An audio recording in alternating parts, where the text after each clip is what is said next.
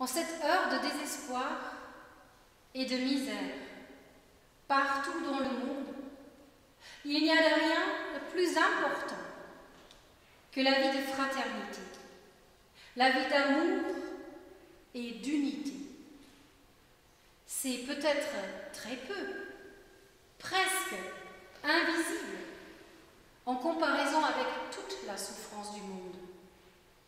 Mais cela ne restera pas sans effet. Amen.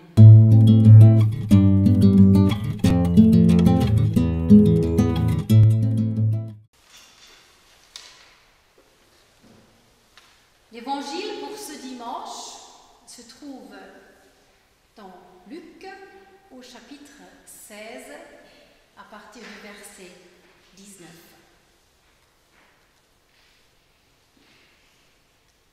Il y avait un homme riche qui s'habillait de pourpre et de linge fin et qui faisait chaque jour de brillants festins.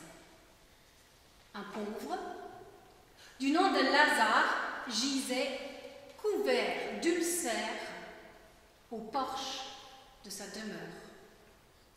Il aurait bien voulu se rassasier de ce qui tombait de la table du riche, mais c'était plutôt les chiens qui venaient lécher ses ulcères. Or, le pauvre mourut et fut emporté par les anges aux côtés d'Abraham. Le riche mourut aussi et fut enterré. Au séjour des morts, comme il était à la torture, il leva les yeux et vit de loin Abraham avec Lazare à ses côtés. Alors il s'écria : « Abraham, mon père, aie pitié de moi et envoie Lazare tremper le bout de son doigt dans l'eau pour me rafraîchir la langue, car je souffre le supplice dans ces flammes. » Abraham lui dit : « Mon enfant, souviens-toi que tu as reçu le bonheur durant ta vie, comme Lazare le malheur, et maintenant il trouve ici sa consolation et toi la souffrance. De plus, entre vous et nous, il a été disposé un grand abîme pour que ceux qui voudraient passer d'ici vers vous ne le puissent pas, et que de là non plus on ne traverse pas vers nous. » Le riche dit : « Je te prie alors, Père, d'envoyer Lazare dans la maison de mon père, car j'ai 5 frères, qu'il les avertisse pour qu'ils ne viennent pas eux aussi dans ce lieu de torture. » Abraham lui dit : « Ils ont Moïse et les prophètes, qu'ils les écoutent. » L'autre reprit : « Non, Abraham, mon père, mais si quelqu'un vient à eux de chez les morts, ils se convertiront. » Abraham lui dit : « S'ils n'écoutent pas Moïse ni les prophètes, même si quelqu'un ressuscite des morts, ils ne seront pas convaincus. » Parole du Dieu vivant. Amen. Amen.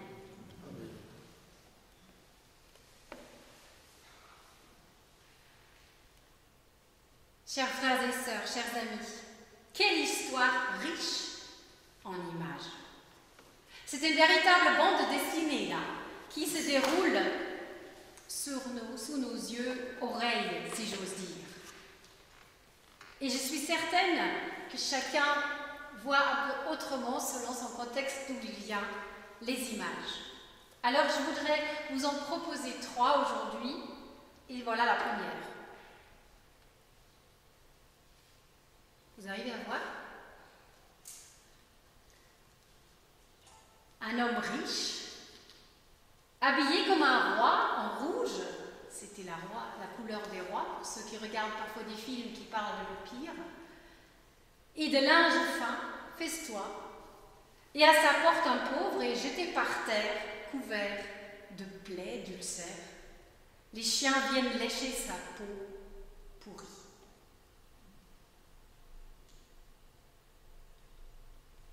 Quel contraste!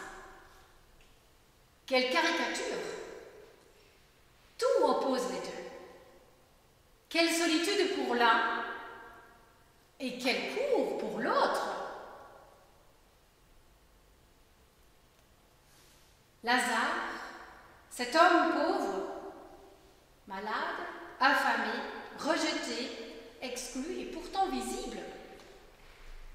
Et c'est un homme que Dieu aime, parce que Dieu prend toujours parti des pauvres, des affamés, des tristes, des exclus, des rejetés, comme le disent bien les béatitudes que nous connaissons dans l'évangile de Matthieu et aussi ici dans Luc. Chers amis, pendant le confinement lié au Covid-19, il y avait aussi comme ça des gens qui subissaient une grande solitude, qui étaient à l'écart. Il y avait l'isolement imposé à nous tous, dans une certaine manière, pour protéger les plus fragiles, les plus vulnérables. Mais parfois, cette situation qui s'est retournée en un calvaire de solitude, justement, pour des hommes et des femmes vulnérables. Plus personne pour être en relation, plus personne pour être écouté, plus personne pour être soutenu. Même si peu de personnes chez nous étaient couchées dehors, la situation de solitude était bien lourde pour bien d'entre elles. Et dans le cas d'un décès, les familles ont dû affronter une expérience de solitude supplémentaire. Même les enterrements ont dû être faits à la va-vite, sans cérémonie à l'église, juste un quart d'heure au cimetière. Quel deuil solitaire pour ceux qui étaient dans cette situation. Voyez Lazare, il gît devant la porte avec sa faim et ses ulcères. Et au lieu d'être nourri et soigné, les chiens, animaux impurs selon les Juifs et dans bien des civilisations, viennent lui lécher les plaies. C'est une image dégoûtante. Mais comment est-ce qu'on peut ne pas rester de marbre devant cela? Est-ce qu'elle ne fait pas appel à notre compassion, à notre pitié?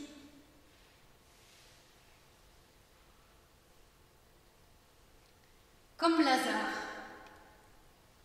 de nombreuses personnes se trouvaient ainsi, par terre, sans l'avoir choisi, sans pouvoir se relever, sans pouvoir reprendre leur destin en main, dépendants, tout seuls.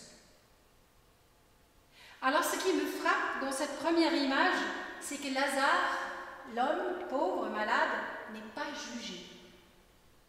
Personne ne lui demande de faire un effort, de se relever, de prendre sa vie en main, comme nous le faisons très souvent quand nous voyons des gens qui sont au bord de la route. Mais relève-toi, fais un effort. Pourquoi tu n'as pas de projet? Lui, il est victime. Mais il ne se victimise pas. Il ne se révolte pas non plus d'ailleurs. Il ne parle jamais, Lazare. Comme si cette situation le condamnait à une forme de silence, passion. Nous voyons bien cette situation. Qu'est-ce qu'il faut pour que ce Lazare puisse en sortir? De la présence. Il faut de la bienveillance. Il faut de la force de quelqu'un d'autre. De l'attention pour être remis debout, pour guérir et réintégrer la société. Oui, il faut avoir un cœur de pierre pour laisser ce pauvre homme dans son malheur. Et tout ignorer de la loi de Moïse pour le laisser ainsi. Dans les Proverbes, nous lisons « Ne refuse pas de faire du bien à qui on a besoin quand tu peux le faire. Pendant le confinement, de nombreuses initiatives ont vu le jour justement pour casser l'isolement, pour aider ceux qui étaient comme Lazare. Il y avait toutes ces rencontres familiales, par Zoom, par Skype, par WhatsApp. On pouvait au moins voir les grands-parents qui sont au loin par image.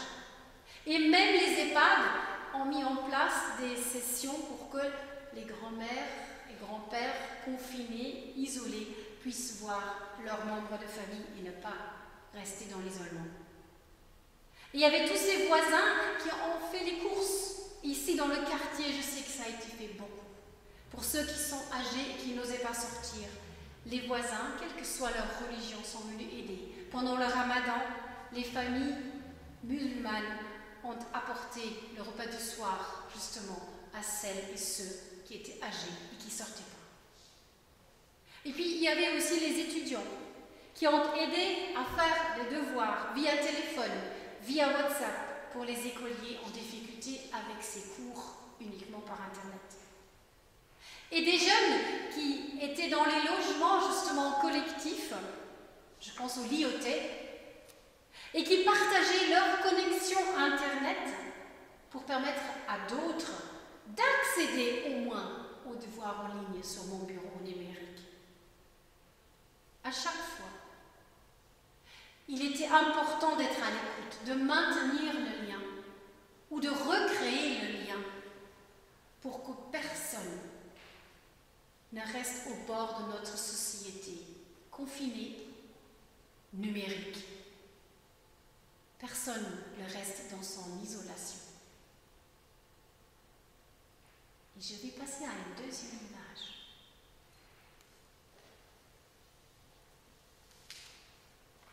Après la mort, la situation des deux personnages s'inverse.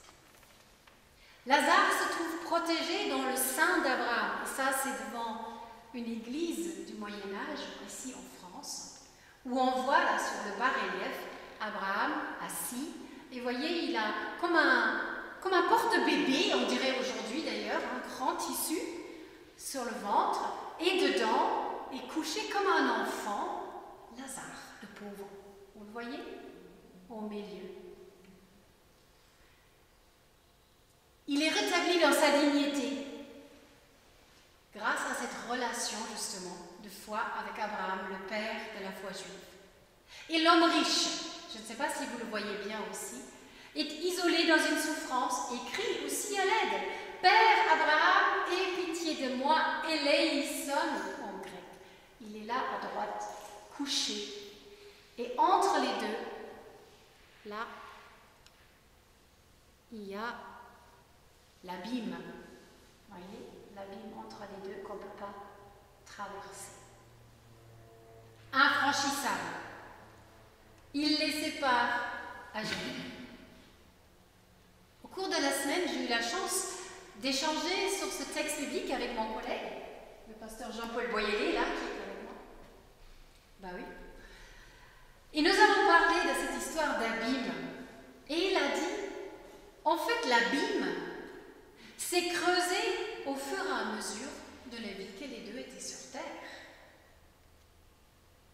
Chaque fois que l'homme riche détournait le regard pour ignorer Lazare, l'abîme s'est creusé.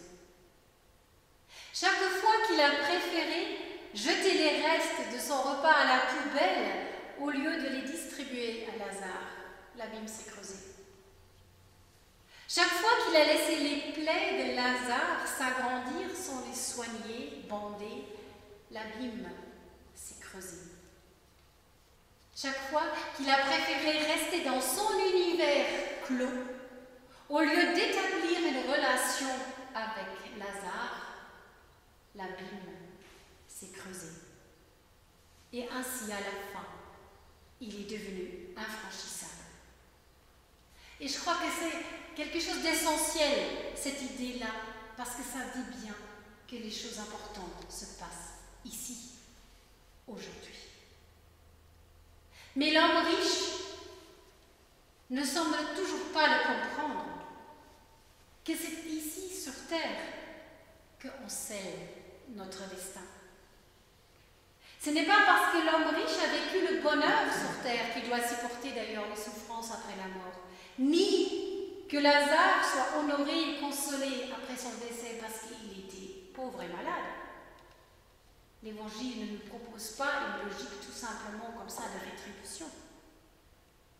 Ce qu'il nous demande, c'est justement d'écouter les paroles de Moïse et des prophètes et de Jésus-Christ dès le début, pour le bien de nous tous. Vous le voyez, les paroles de l'Évangile et des prophètes, c'est la figure tout à fait là, à gauche, qui tient avec son index un rouleau à la main et qui pointe les doigts dessus, les prophètes et Moïse. Mais Dieu aide les petits. Nous l'avons entendu dans le psaume. Il les met à l'honneur.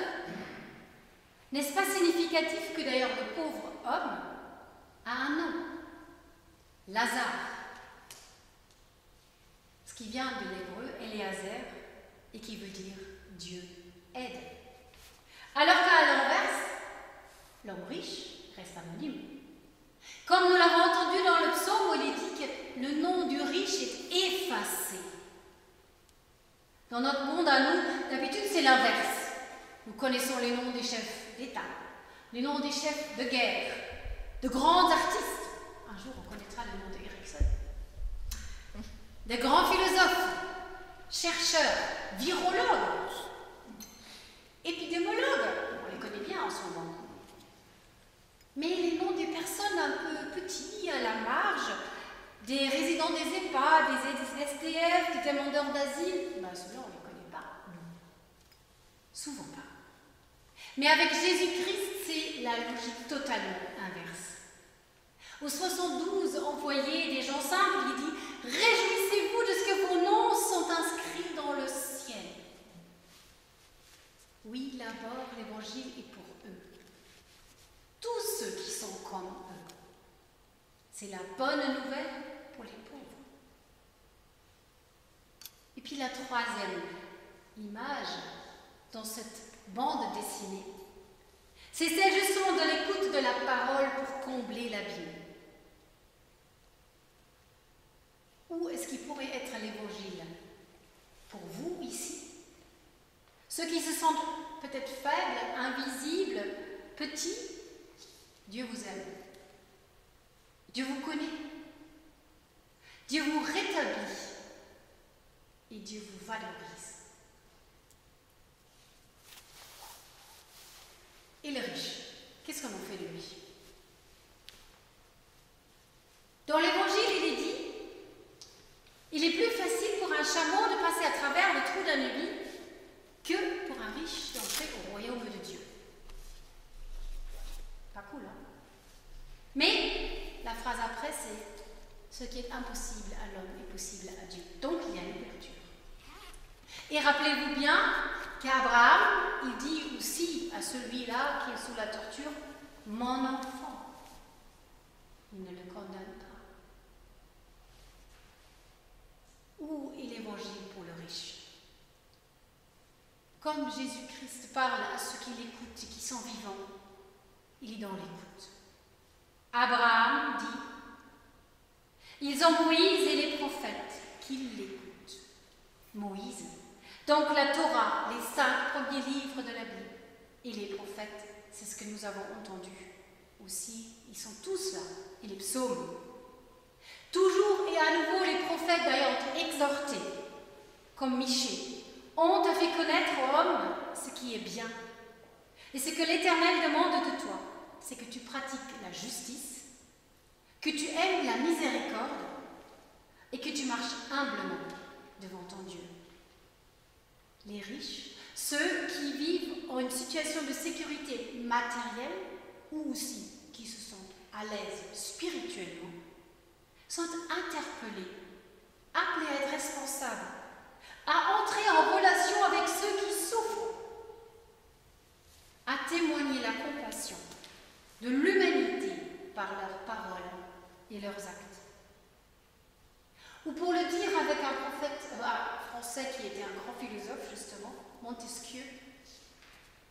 Une injustice faite à un seul, un Lazare, est une menace faite à tous.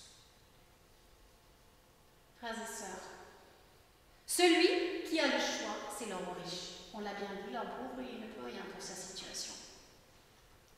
Et l'Évangile lui pose le choix de vie ou de mort.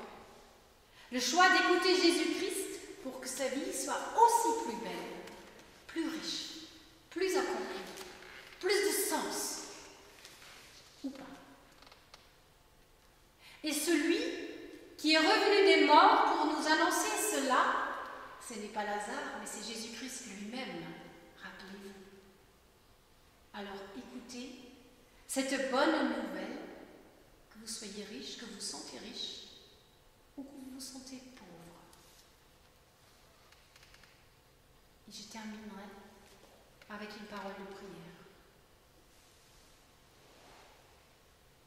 En cette heure de désespoir et de misère, partout dans le monde, il n'y a de rien de plus important que la vie de fraternité, la vie d'amour et d'unité. C'est peut-être très peu, presque invisible, en comparaison avec toute la souffrance du monde. Mais cela ne restera pas sans effet. Amen.